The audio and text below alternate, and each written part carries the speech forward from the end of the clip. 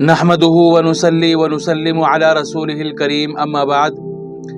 अभी महाराष्ट्र में इलेक्शन हुए और उसमें जो नताइज आए वो ख़ास तौर से मुसलमानों के लिए मायूस कुन और परेशान कुन थे। लेकिन वहाँ के जो इलेक्शन के ताल्लुक से सबसे ज़्यादा चर्चा हो रही है वो मौलाना सज्जाद नौमानी दामत बरकातुहुम के हवाले से हो रही है, क्योंकि एक मुस्लिम लीडर थे इम्तियाज़ जलील, वो हार गए, इलेक्शन में शिकस्त हो गई उनको, और उनकी शिकस्त का जो जिम्मेदार बताया जा रहा है वो मौलाना खलील सज्जाद नौमानी दामत बरकातुहुम को। मैं आपको बतला दूं कि वाक़ियतन यहाँ हज़रत से गलती हुई है। उन्होंने जो बयान जारी किए और उनके जो अल्फाज थे, उनकी जो प्रेस कॉन्फ्रेंस थी, उसकी वजह से गैरों को इकट्ठा होने का मौका मिल गया और मुखालिफ को, मुस्लिम मुखालिफ पार्टियों को अपने हामियों का ग्रुप इकट्ठा करने में, अपने हामियों की तादाद बढ़ाने में उनको मौका मिल गया। सिर्फ किस वजह से?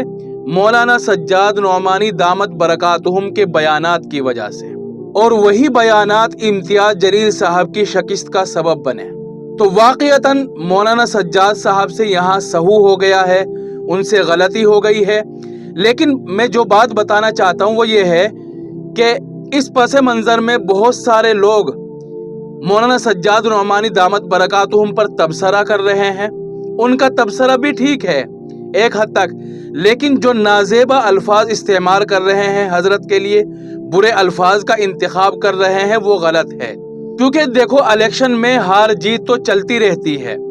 अब ये हारा है, अब ये जीत गया है, लेकिन हमें दूसरी तरफ मौलाना के मकाम और मर्तबे को और उनके इल्मी हैसियत को मद्देनज़र रखते हुए अल्फाज का इस्तेमाल, अल्फाज का इंतखाब बहुत सोच समझ कर करना चाहिए। क्योंकि सिर्फ वो एक मौलाना नहीं है, एक बड़े आलिम भी है, जिम्मेदार भी है, मुफक्किर भी है, और वो मुसलमानों की बहुत ज़्यादा फ़िक्र भी करते हैं। इसलिए हमें उनके सिर्फ एक बयान को नहीं देखना है, उनकी और जो दूसरी खिदमात है, उनकी जो मेहनत है मुसलमानों के लिए, उनकी जो फ़िक्र है, उनको भी तो सामने रखना है ना।